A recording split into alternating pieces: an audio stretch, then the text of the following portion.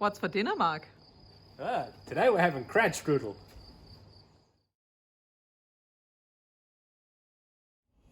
We're still in picturesque Carinthia while the whole lockdown thing's still going on. So today we're going to make Krautstrudel, which is a cabbage-filled pastry.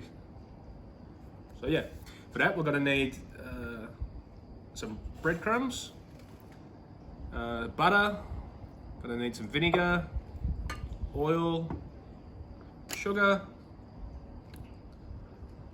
caraway seeds, paprika, pepper, salt, a cabbage, parsley, all-purpose flour, and some water. Also, this is actually commonly a vegetarian dish, but I'm going to add some ham into the filling because, yeah, it makes it better. All right, we're going to start with the dough. So you're going to get 200 grams of all-purpose flour. You can also mix this up in a bowl, but I'm just going to go straight onto the bench.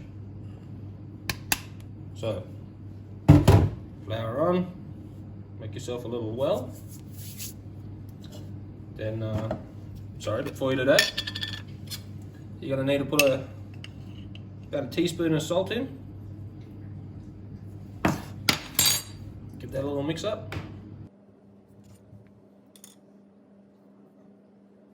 Alright, then make your little well. And then just add a little bit of water, start to mix it up.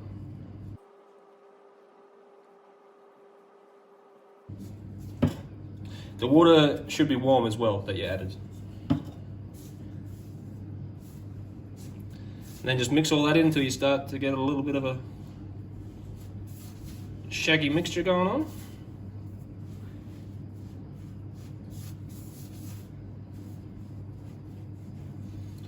Alright, once it looks a little bit like that, you're going to add, stand by for removing the lid. Okay, so you're going to add about a tablespoon of vinegar and stand by again while I remove the lid, and you're going to add about 2 tablespoons of oil.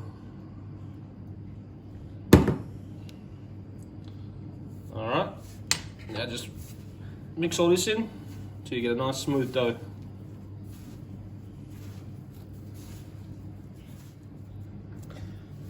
So it should be coming together, and then just you got to keep kneading it until it's until it gets nice and smooth. All right, once your dough's come together and it's all nice and smooth, you're gonna get yourself a plate, pour a little bit of oil on it, on the dough, rub it around so it's all nicely coated with the oil.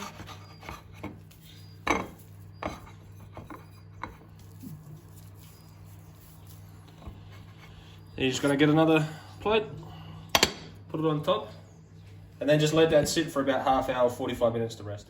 Alright, after you've made your dough and it's resting, you're going to start with your filling, and for that you're going to start just cutting up your cabbage.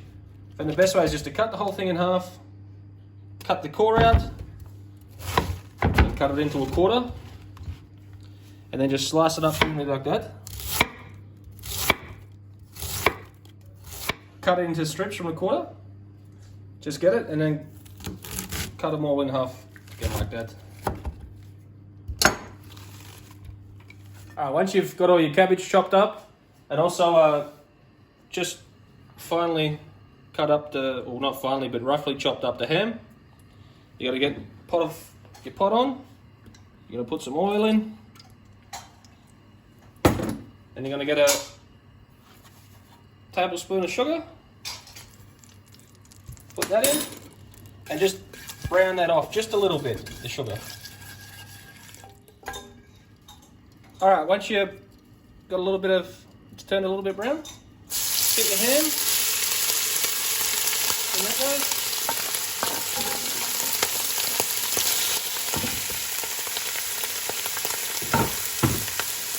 cook that off for a couple of seconds, about a minute, and then we'll put the cabbage in. All right, after just about a minute or so, your ham should look a little bit like this, just nice and brown, a little bit crispy on the edges. Then you just want to start adding your cabbage in. You're probably not going to be able to add it all in at once, so just add, a couple of big handfuls in. Give that a little stir around until the cabbage will look a little bit glossy, and it's cooked down. It'll only take a few seconds, so just after you put it in, stir it around, and then just keep doing that until you've added all your cabbage. All right. Once you've got all your cabbage added in, it's all looking like that. I've just lightly crushed about a teaspoon of caraway seeds. You don't have to crush them, but I like them just a little bit crushed. So there you go. Then you're going to add about 2 teaspoons of paprika powder. You're going to add about 2 teaspoons of pepper, about 2 teaspoons of salt, and also you're going to add about a tablespoon of vinegar, and you're just going to mix all that in.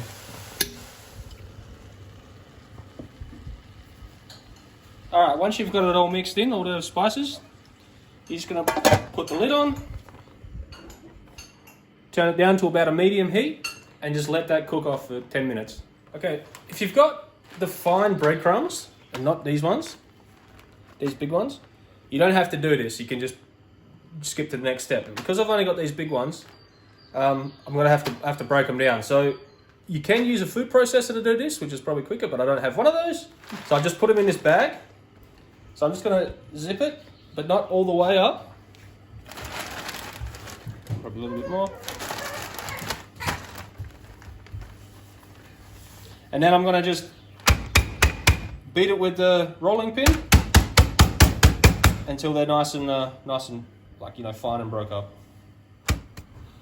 So after 10 minutes, your cabbage should have cooked down. I just turned my heat up a little bit more from medium, so it was about medium high, and I did stir it a couple of times during the 10 minutes. So after that, you're just going to turn the heat off, and you're just going to leave it. You're going to set that aside to cool. All right. So after you got your breadcrumbs, sort of broken up, you don't have to be perfect with them. And then you're going to put a pan on the stove, and you're going to melt off your, just melt down your butter. Alright, once your butter's melting down a little bit, just go ahead, tip all your breadcrumbs in there. And we're just going to, wait until all the butter's melted, and then you're just going to toast these off a little bit and get a little bit of colour on them. Alright, once you've got some good colour on your bread, just turn the heat off, and then set that aside to cool as well. Okay, after your cabbage has cooled down, I've already chopped up the parsley. You're just going to add that and mix that in.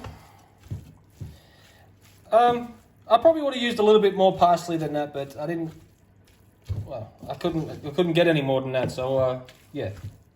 After you mix the parsley in, just give it a taste. See if it needs any more seasoning or anything like that. But I gave it a taste and everything was fine.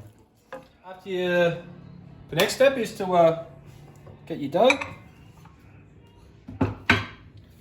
put it on some parchment paper, and start rolling it out. You're aiming for a rectangle, like a rectangular shape when you're rolling this out too. All right, once you got your pasta all rolled out, you're just gonna get your cabbage mixture and put it on there. You got to leave about a quarter of the dough there free as you lay all your mixture out. So you want a nice thick layer of cabbage on there, but if you don't, I mean, I used a bit bigger of a cabbage, so I didn't end up using all my filling, but you want it to look something like that. Now once that's there, you want to get your breadcrumbs and just put a layer of that over the top of the cabbage.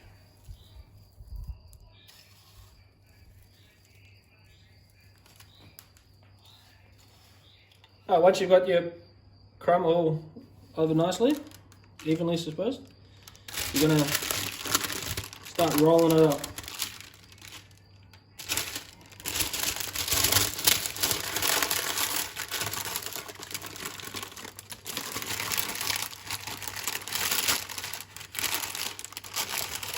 It's a bit of a fiddly job. Going good.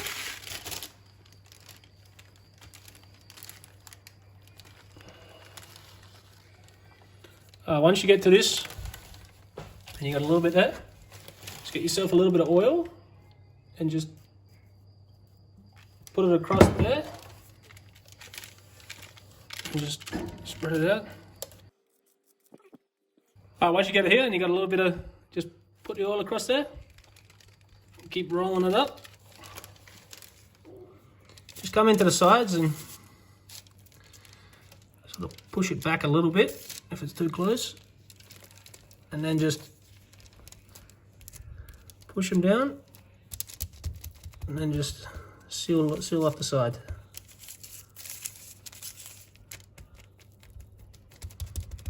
Sides all sort of done. Just put your hands like under it and feel where the seam meets, and just run your hands along and just make sure that's you know, just push it in a little bit so it's sealed and there's no holes along that seam.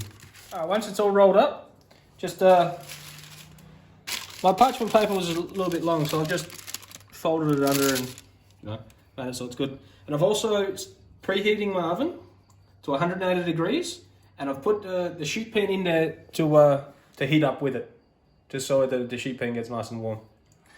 Now you want to get just a little bit of oil and just brush the whole thing down with oil. Alright, so once your oven's preheated, just go ahead and take your sheet pan out. And put your strudel on. And then shove it back in the oven. Careful not to burn yourself when you put it back in there. It's in about the middle. And then you're going to put that in there for about 30 to 35 minutes. What degrees? That's at 180. Fan fast? 190 degrees fan fast. Alright, after 30 minutes to 35 minutes, you're going to take your strudel out of the oven.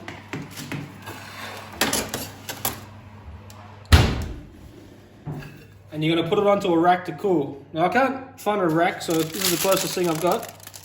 You just pick that up, put it on your rack, and you're going to let it sit there for about 10 or 15 minutes just to rest, and then we'll come back and cut into it.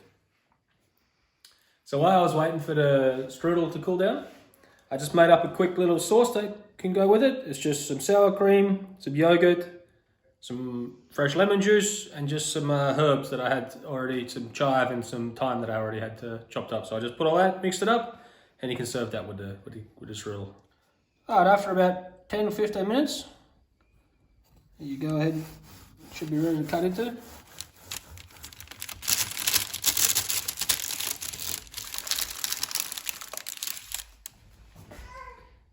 And you just plan it up and it's ready to eat.